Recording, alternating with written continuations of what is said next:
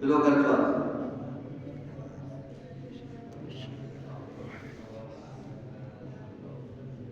وعن ابي موسى الاشعري رضي الله عنه قال قال رسول الله صلى الله عليه وسلم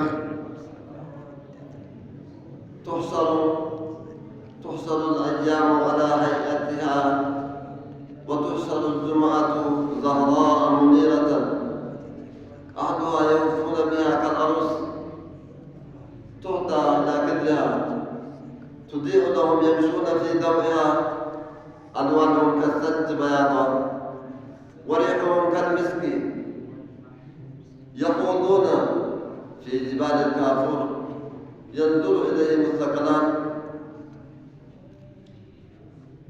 لا يطرفون تعجبا حتى يدخلوا الجنة لا يخالطهم أحد إلا المؤذنون المحتسبون. أبي موسى الأشعري باستلالفልን ነቢያችን ዓለይሂ ሰላቱ ወሰላም እንዲህ ብለዋል። ነገ ቂያማ ቀን ቀናቶች ሁሉ ይሰበሰባሉ፣ ባሉበት ይሰበሰባሉ። ጁምዓ ግን ለየት ባለ ሁኔታ ትታያለች፣ ታበራለች። ጁምዓን በስርዓት የሚሰግዱና አዳባቸውን ይዞ ተጠቅሞ የሚሄዱ ሰዎች ይከቧታል። እንደምን ልክ እንደ ሙሽራ ሰርገኛው እንደሚያጅባት አጅበው እስከ ጀነት ድረስ እንደሚያደርሳት ልክ ሙሽራዋን እስከ ጋዳዋ እስከ ጓዳዋ ድረስ ሰርገኛው እንደሚያደርሳት ሁሉ እነዚህ ሰዎች ጁምዓን ከቦ ይሄዳሉ። በጁምዓ ኑር ይንቀሳቀሳሉ። ከፍተኛ ብርሃን ስላላት መልካቸው ሁሉ ነጭ ነው እንደ ጤዛ፣ ሽታቸው እንደ ምስክ ነው የሚሸተው። በጣም ጣፋጭ በሆነ መዓዛ ውስጥ የተነከሩ ናቸው። የንዙሩ ኢለይሂም ሰቀላን እነዚህ ሁለት ግዙፍ የሆኑ ነገሮች ግን ይመለከታታል። ማነው ግዙፍ? ጂኒዎችና የሰው ልጅ እንዲህ የተመለከቱና በጣም የተገረሙባት ቀጥታ ያጀባቸውን ሰው አንድ ላይ ተያይዞ ወደ ጀነት ይገባሉ።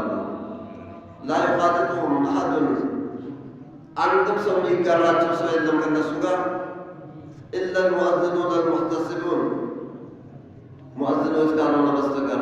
ሙአዚኖች አዛናቸውን ለአላህ ብለው የሚያወጡ ከሆነ ምንም በአዛናቸው ጥቅማ ጥቅም የማያገኙ ከሆነ ያንን ቀን ይሳተፋሉ። ጁምዓን ከሚከቡ ሰዎች ከሚያጅቡ ሰዎች ውስጥ ይሆናሉ። እነ የውመ ልጁምዓቲ ወለይለቱ ልጁምዓ 24 ሰዓة ليس فيها ساعة إلا ولله فيها 600,000 عتيق من النار. زاد بعض الرواة كلهم قد استوجب النار. يا أبو يعلى بإسناداتهم الناس تلالفوا لنا أنس بن مالك እንዲህ ብለዋል። ነቢዩ ዓለይሂ ሰላቱ ወሰላም እንዲህ ብሎ ተናግረዋል። የጁምዓ ቀን እንደዚሁም ለይለቱል ጁምዓ ሐሙስ ማታ ማለት ነው። ለይለቱል ጁምዓ 24 ሰዓት ነው። ከነዚህ ውስጥ ከ24ቱ ሰዓት ውስጥ አንድ ሰዓት እንኳን የለችም። በእያንዳንዷ ሰዓት አላህ ሱብሓነሁ ወተዓላ 600,000 ሰው ከጀሃነም እሳት ነፃ ቢሆኑባት እንጂ ብሎ ገልጿል። ከጀሃነም እሳት 600,000 ሰው ለይለቱል ጁምዓ ከጀሃነም እሳት ነፃ ይሆንባታል በእያንዳንዱ ሰዓት። ዛደ ባዕዱ ሩዋት በሌላም በኩል ደግሞ እንደዚሁ ተጨምሮ ተወርቷል። ኩልም ቀድ እስተውጀበ ናር። እነዚህ 600,000 ሰው ሁሉም ለጀሃነም የተባለ ለጀሃነም ተብሎ የተመደቡ ሰዎች በለይለተ ጁሙዓ ቀን ነፃ ያደርጋቸዋል አላህ። وعن ابي بكر بن عبد المنذر رضي الله عنه قال قال رسول الله صلى الله عليه وسلم إن يوم الجمعة سيد الأيام. የጁሙዓ ቀን የቀናት ሁሉ የበላይና ትልቅ መሪ የሆነች ቀን ናት። ወአዕዘሙሃ ዐንደላህ አላህ ዘንድ በከፍተኛ ደረጃ ክብር ያለው ቀን ነው ጁሙዓ። ወሁወ አዕዘሙ ዐንደላህ ሚን የውሚል አድሃ ከየውመል አድሃ የበለጠ ክብር አለው። ወየውመል ፊጥር ከዒደል ፊጥርም የበለጠ ነው ጁሙዓ። ወፊህ 5 ኺላል በዚህም 5 ነገሮች ተደርጎበታል። 5 ነገሮች ተገኝተዋል። አንደኛው خلق الله في آدم ነቢዩላህ አደምን አላህ ሱብሓነሁ ወተዓላ የጁሙዓ ቀን የፈጠራቸው። ነቢዩላህ አደም የተፈጠሩበት ቀን ነው። وهبط الله فيه آدم إلى الأرض እንደገና ደግሞ ነቢዩላህ አደምን ወደ ምድር ያወረደበት ቀን ነው። وفيه توفى الله آدم ነቢዩላህ አደምን የሞቱበት ቀን ነው። وفيه ساعة እንደዚሁም ደግሞ ሙስተጃብ ያላት ሰዓት የምትገኝበት ቀን ነው። ላ የስአሉላህ ፊሃ አንድ ሰው እንግዲህ አላህን አይጠይቀውም ወዲያው አላህ ሱብሓነሁ ወተዓላ ቢሰጠው እንጂ በዛች እስትጃባ ሰዓት ማለም የስአል ሐራም በሐራም እስካልጠየቀ ድረስ እንዲሁም ወቀጤቱ ረሂም ዝምድናን በመቁረጥ ዙሪያ እስካልለመነ ድረስ ሌላ ሁሉ የለመነውን ዱዓ ሁሉ ሙስተጃብ ይሆንለታል በዛች ጁሙዓ። ወፊህ ተቁሙ ሰዓ ቅያማም የሚቆመው ጁሙዓ ቀን ነው። ማ ሚን መለክን ሙቀረብ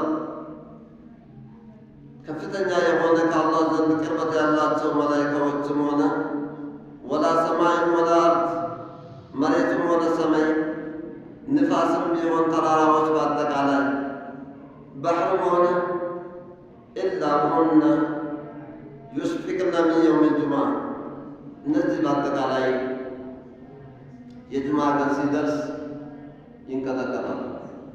ሰማይም መሬትም ንፋስም ባህሩም ሁሉም ምስጢሩን ስለሚያውቁ ሁሉም ይደነግጣሉ፣ ይንቀጠቀጣሉ፣ ይፈራሉ።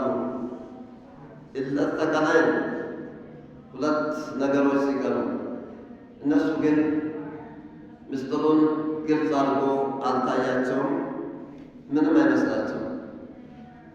2 ነገሮች እነሱም የሰው ልጅና ጂኒዎች ናቸው። ጁሙዓ ሲደርስ ምን ይሰማችኋል? ምን ይሰማል? ምንም አይሰማም ማለት እኔ ነሻጣ ይዘኛል። ነሻጣ ነው። እነሱ እኮ ይፈራሉ፣ ይቀጠቅጣሉ። አንተ ትነሽጣለህ። ጁሙዓ ብዙ ሰው ይነሽጥበታል። ስለዚህ ጁሙዓ የሚደርሰው አንድ ሰው አንደኛ ሰዓት ኢጃባ አለው። ዱዓ ማድረግ የሚፈለግበት ቀን ነው። ሐሙስ ፀሐይቷ ዝቅ ካለች በኋላ እስከ ጁሙዓ ነቅቶ እስኪመሽ ድረስ ሁሉ የለመንከው ርዝቅ ገና ከተጻፈለት ርዝቅ ውጭ ታገኛለህ። ከተጻፈው ውጭ ይህን ያክል ትልቅ ክብር አለው ጁምዓ። ለነቢያችን ኡመት ብቻ ነው የተሰጠው። ለአይሁዶች ተሰጥቷቸው ነበር እንዲ አለ በራሳቸው። በዚህም ደግሞ ይመቃኙናል።